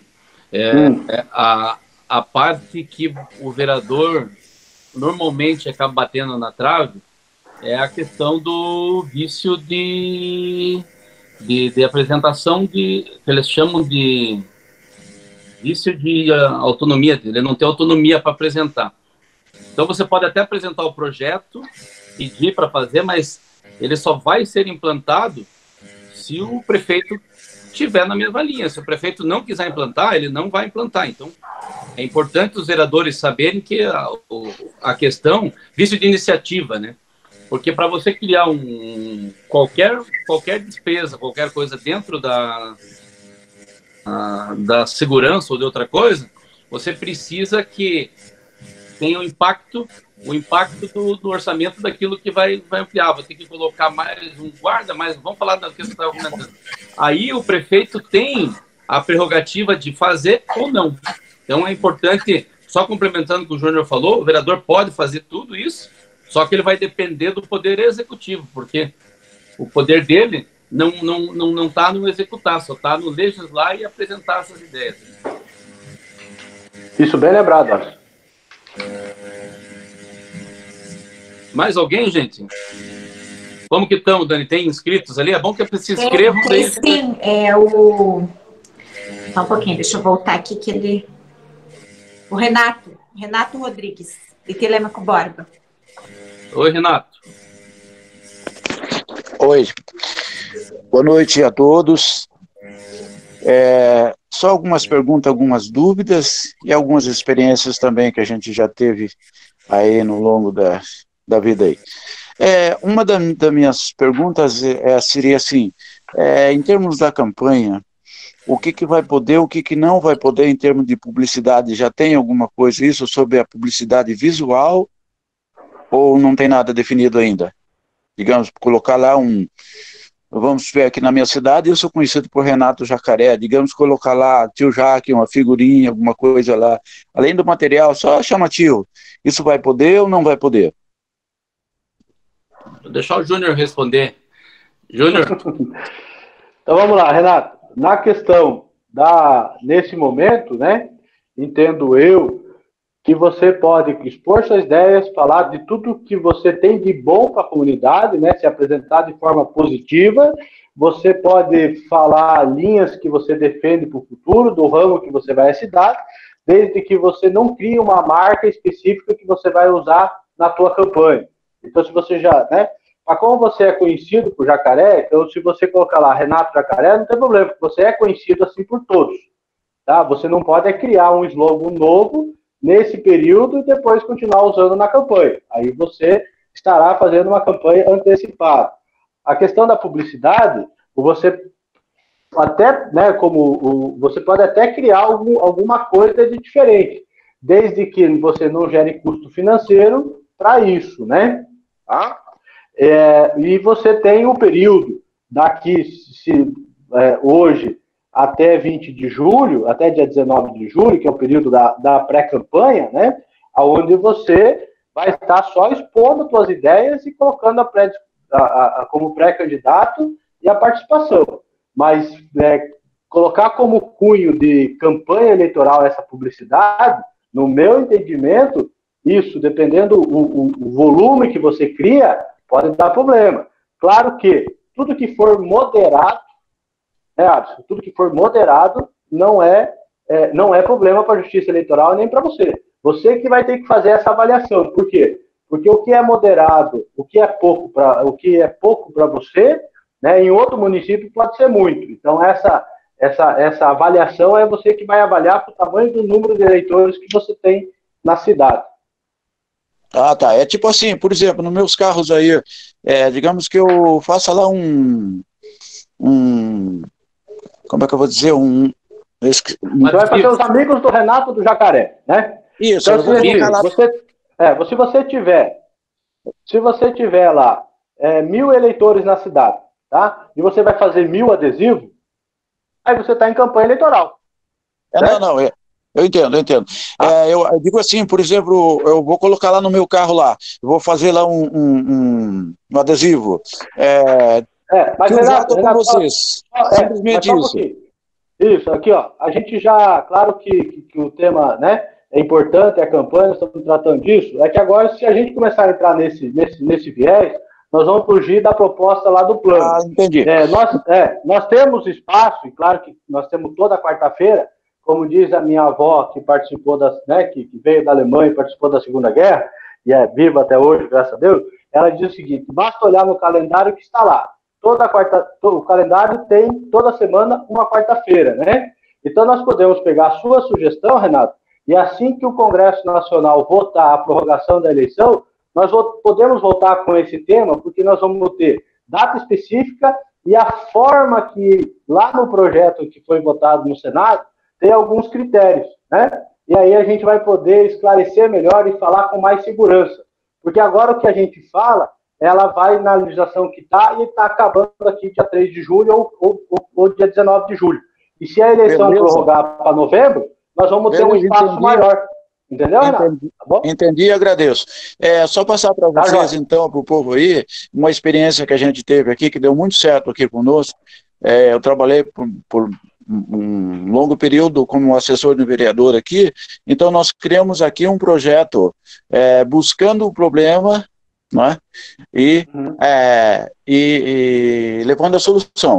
Então a gente filmava, contactava com o pessoal, conversava muito com o pessoal, e aí a gente selecionava lá entre 20 ou 30 reivindicação diária ali, né? A gente selecionava aquelas que eram mais importantes, a gente tinha filmado aquela situação que era grave no bairro, o que o povo mais solicitava, então a gente levava para a Câmara, fazia as indicativas, mas nós tínhamos uma certa ali que dava muito certo. Depois a gente levava o número da indicativa para o eleitor, para o pessoal, e falava: gente, nós fizemos a nossa parte, agora vocês façam de vocês.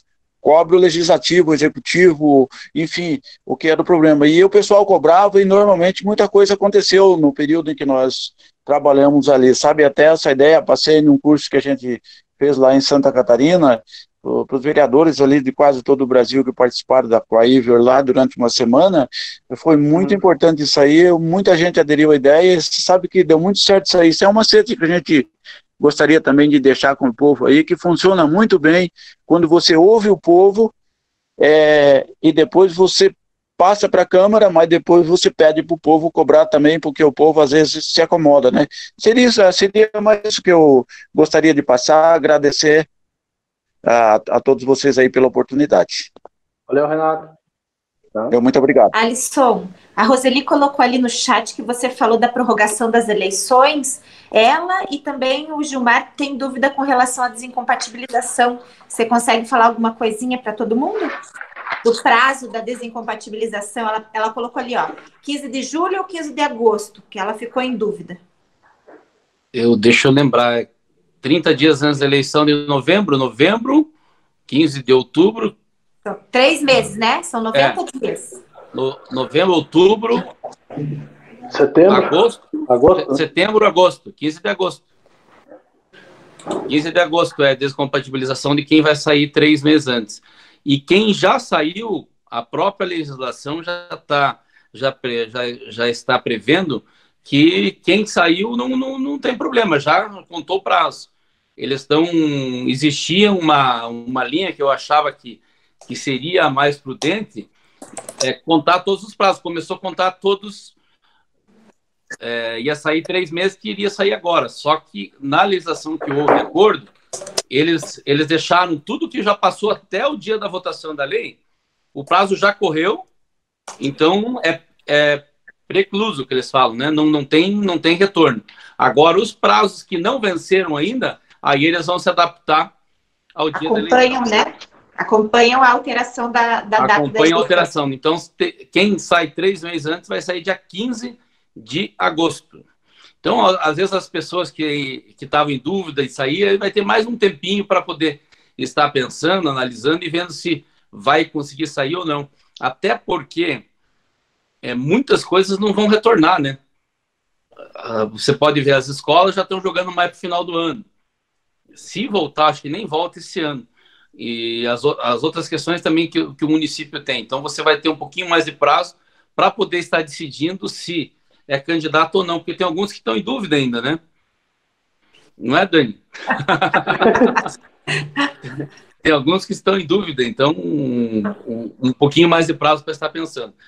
Até o que nós vimos informando é que, na ideia que o presidente do tribunal tinha e alguns ministros, que o prazo iria se findar agora, normal, como ele já começou a correr. Só que dentro do acordo que teve entre TSE, Câmara e juristas, até o nosso advogado, que representa aqui o PROS também, além do Maurício, que é o doutor Guilherme, participou dessa reunião, pôde cooperar.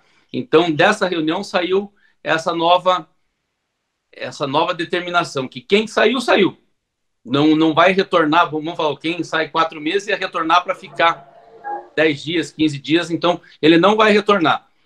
E quem ainda não venceu o prazo, ele vai se adaptar ao dia da eleição. Choveu mensagem aqui. Você viu, Dani? Vai sair. Eu falei, tá delirando o nosso presidente.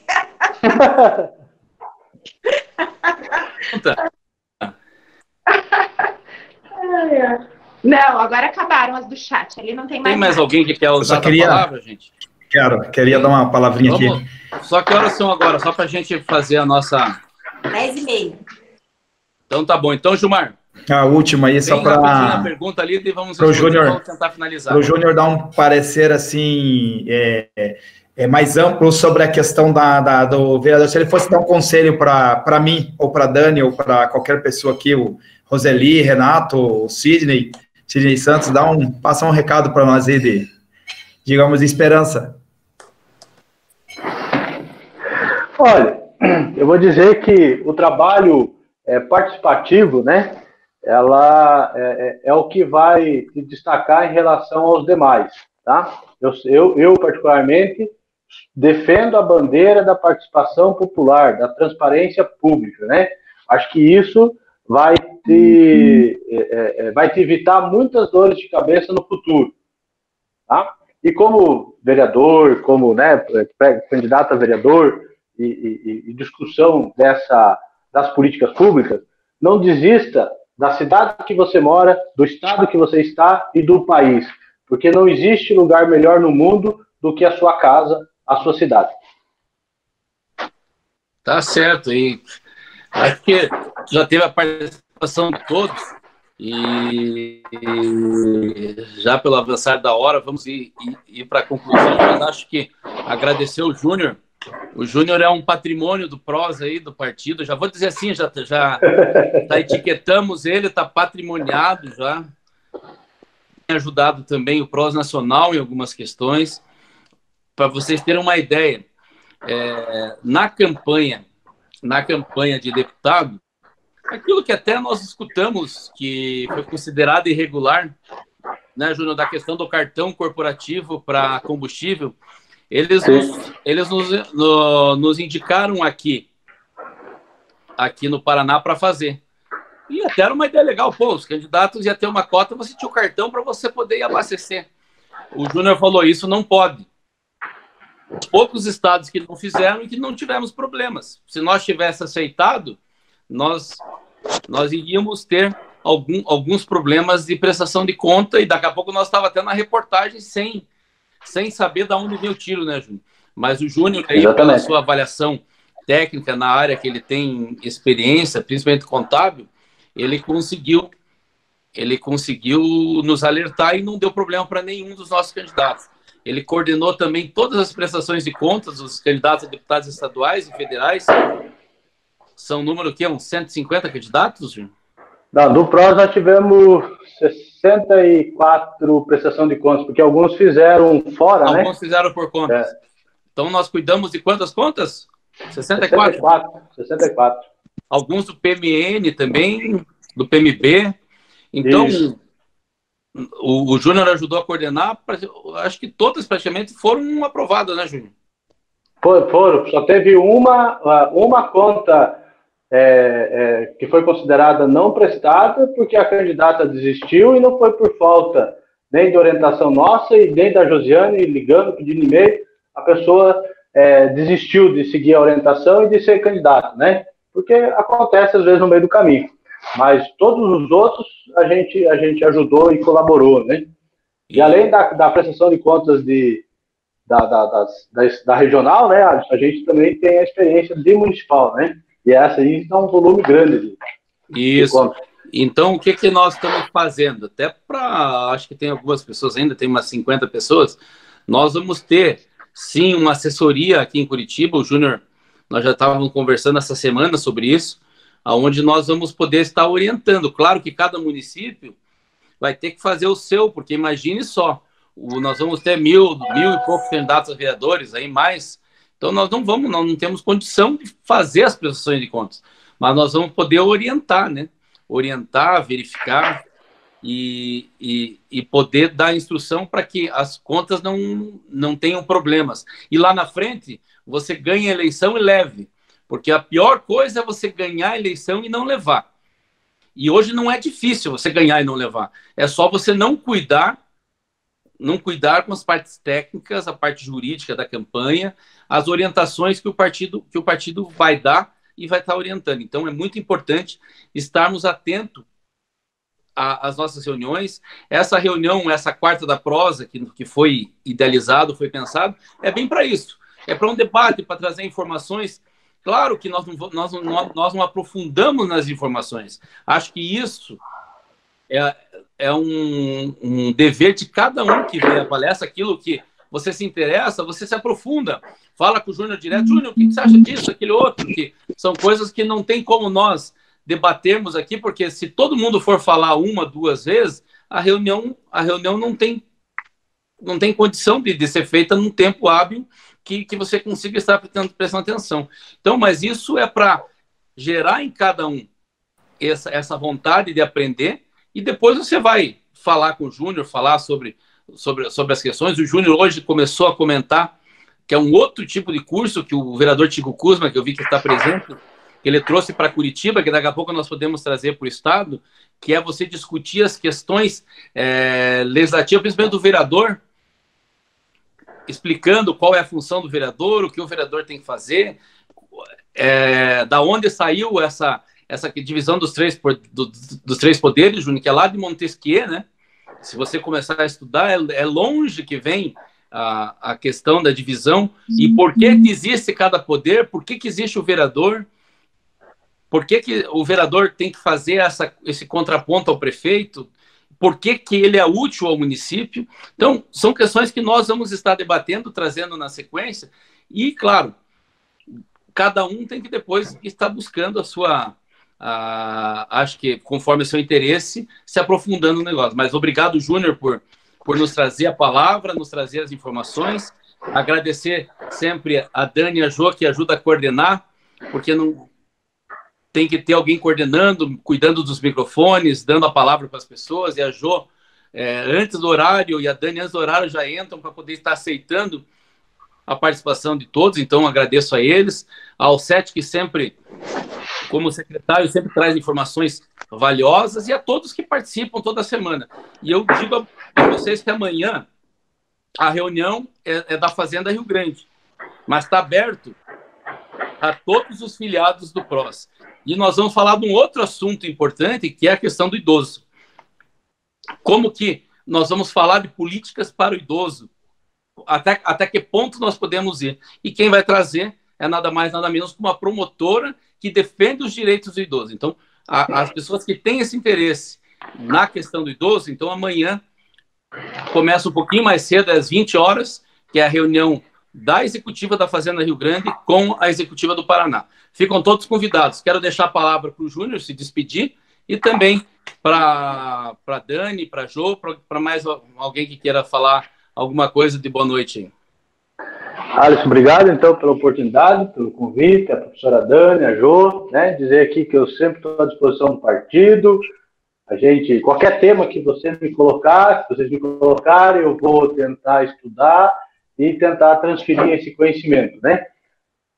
A cada oportunidade, eu aprendo coisas novas, né? E não basta ser só técnico, né? Você pode ter uma grande equipe técnica, mas se você não tiver alguém que sinta a sensibilidade da comunidade, do povo, você não chega a lugar nenhum. Você vai fazer uma gestão extremamente fria, né? E a gestão precisa ter o aspecto técnico, a legalidade, mas ela precisa ser humana. Essa gestão precisa ser humana, precisa ter esse calor, esse sentimento. E é isso que o PROS está tentando oportunizar a todos, né? Essa troca de experiência. Então, obrigado e boa noite a todos, e estou à disposição para esse tema, para o tema de prestação de contas eleitoral. A gente elaborou um guia, né, prático. Se vocês gostaram, então, do que nós falamos aqui um pouquinho e quiserem fazer uma live, uma reunião sobre esse tema, nós também estamos à disposição. Obrigado.